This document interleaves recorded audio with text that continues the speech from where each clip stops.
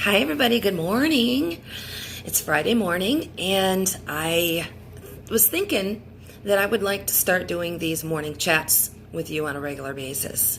Like as the day goes on, I become less and less inspired to do videos, and so I thought I could start doing this as on a regular basis.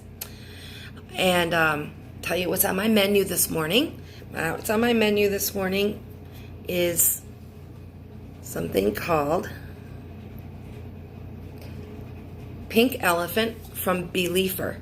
Beliefer is a pretty popular vendor and very nice. It's Pink Elephant is a mixture of red and white, and I sure can tell that there's a white in there. It is a completely different feeling than any other. It's more fast. Even though there's red in there, I can feel that I just took a white. I mean, it's like, ding. It's like, you know what I mean? It's a wonder I'm not like peeking out of the blinds looking for, that's what it kind of feels like. And so, but it's really good product. And I needed the little fast this morning because last night I didn't do my dishes before I went to bed, and now I got a mess in there and I got to clean it up. And so I need a little zing in my step, if you know what I mean. So I want to also talk to you about life getting lifey. I got papers the other day that little Michael, my grandson's biological father, wants custody. Complete. He wants to take Michael away from me and Bernie and Michael's new mommy, who wants to adopt him, who he only knows as his mommy, and he wants to move him clear hours and hours away and remove him from our lives. And it's devastating. He is a carny. He lives with a crack addict mother. I don't understand the justice system, because we have been trying to do this custody thing for over 2 years. And my daughter, his biological mom, wants him to be adopted out because she knows it's best for Michael. And, she and Michael's new mommy have a good relationship. They talk on the phone. But this father just will not let go. And it's more out of spite, I think, that who, if you really love that child and you want the best interest of that child, how could you take him away from the people that he loves? And he already has reactive detachment disorder. He's very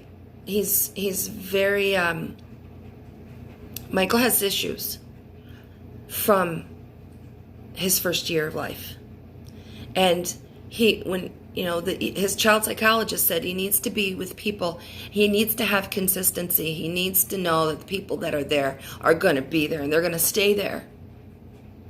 And so this guy who never sees him, who never comes to visit, wants to take him, rip him from us, and move him somewhere else around people he doesn't even know. And it's scary, because I've already lost 3 grandchildren due to the parents are fighting, and they take it out on the grandparents. They use the child as a pawn, and listen, I could not handle Michael being taken. I'm going to tell you, like, the fear that's in me. I love that child with my whole being. And he loves me with his whole being. He really loves his Mima. And he has a relationship with his Mima like I had with mine.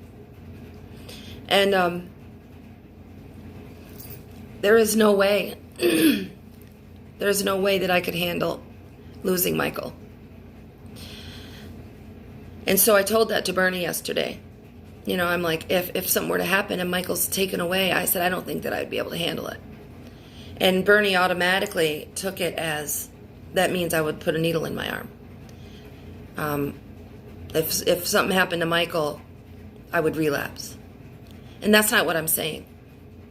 It would be devastating in my life. It would be heartbreaking if the courts took Michael away from all of us and sent him away, because the father, he's so spiteful and evil that he would take a child away from the only people that he knows and loves. And that would break my heart. I know I would hurt for me, but I would hurt more for him. I would hurt more for little Michael. And so, I am not saying that it would cause me to relapse. But I got to tell you, I don't know that I would be able to handle the heartbreak of it. There are so many things that happen in life, and there can never be, I've heard people say, use what ifs. Oh, I'm clean now, but if something were to happen to my mother, I think I would relapse. I'm clean now, but if I lost a child, then I would relapse. There can't ever be any situation that would give us permission to use. We have to use no matter what. We have to not use no matter what. No matter what happens in our life, we cannot use. Using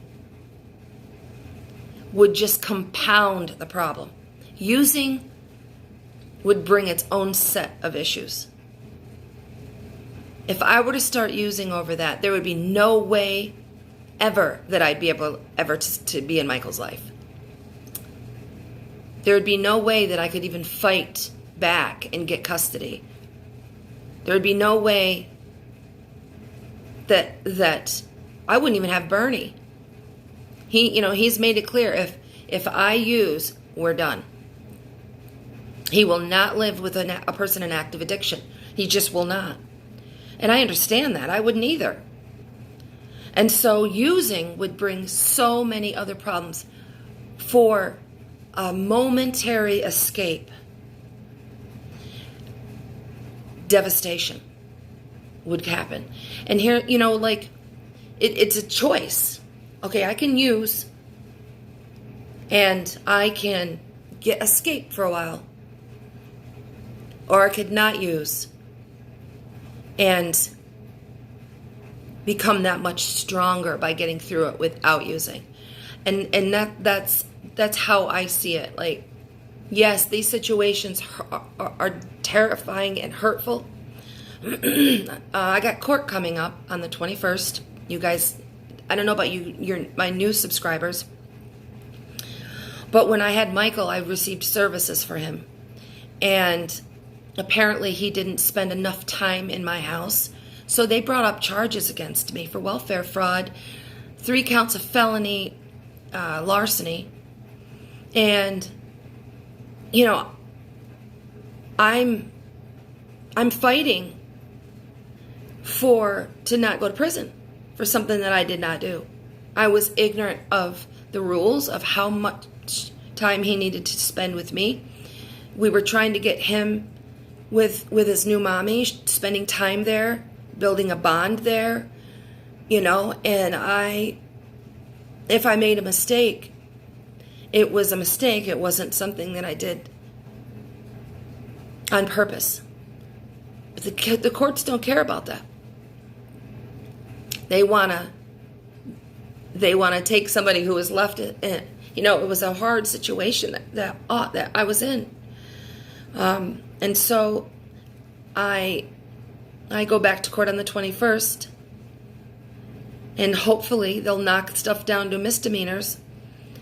Even though I'm not guilty, if I don't plead guilty to a misdemeanor, then I have to go to court and face felony charges. So, the justice system, when it comes to custody and giving Michael's father all these rights he doesn't deserve, or whether it's being accused of something you didn't do and you really you have to plead guilty or you could go to prison. I mean,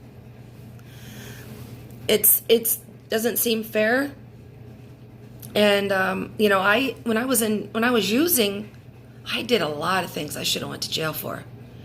I was breaking the law. I should have went to prison. I didn't. I got treatment first before that happened, luckily. And I try to live my life with principle and honor and I want to be trusting. I want my word to mean something. I want to live not doing things against my principles like I used to. And so now that I've been clean for 5 years, now it seems like, that thought comes in, oh, look, you're trying to do good. So now now you could go to prison. Why even try? Why even try if you are, you're damned if you do, you're damned if you don't. Well, I'm going to tell you something. I think that I'm being also targeted because I am an addict. I think that my past has something to do with how hard they're fighting to get me, to put me in jail. I feel like they're prejudiced because I'm an addict. And because I am open about the fact that I'm an addict. I'm not trying to hide it. I'm trying to help others by my story. And I think that may have come to bite me in the ass. But I'm not going to stop. I'm not going to change helping people. I'm not going to change coming on here and talking about my addiction, talking about my life, past and present. But I really sometimes wish I could escape this, because I'm afraid that I could go to jail for something I didn't do. And it's a hopeless feeling. It's like there's nothing I can do about it except talk to my lawyer, who's a public defender and really is kind of worthless. And I hope it turns out okay. If it doesn't, and I go to prison, I cannot use. Under no circumstances. I have to deal with it as a sober person that's trying to live life on life's terms, good or bad. Bad things happen to good people. And good things happen to bad people. And that's just how it is. But under no circumstances do we use. We have each other that we can reach out to. If you have a higher power and that gives you peace, reach out to that higher power. I like the AA and the AA life. I know that I have people there that will support me and that will help me. And so there is no reason, no excuse to use. Okay, I think I've rattled on long enough. And I hope you guys have a good day. And if you need anything, reach out to me. I'm on Facebook. I'm Avalon Ann Decker, Decker. And send me a message. If you send me a friend request and you want to message me, let me know that you're a sub of mine on my channel. So, because I don't accept messages or friends normally from people that I don't know. So if you message and say, I'm your sub, I'm one of your subs on YouTube, then I'll accept you. So if you need anything, reach out, talk to me. I'll be there for you if I can. And brightest blessings and God bless.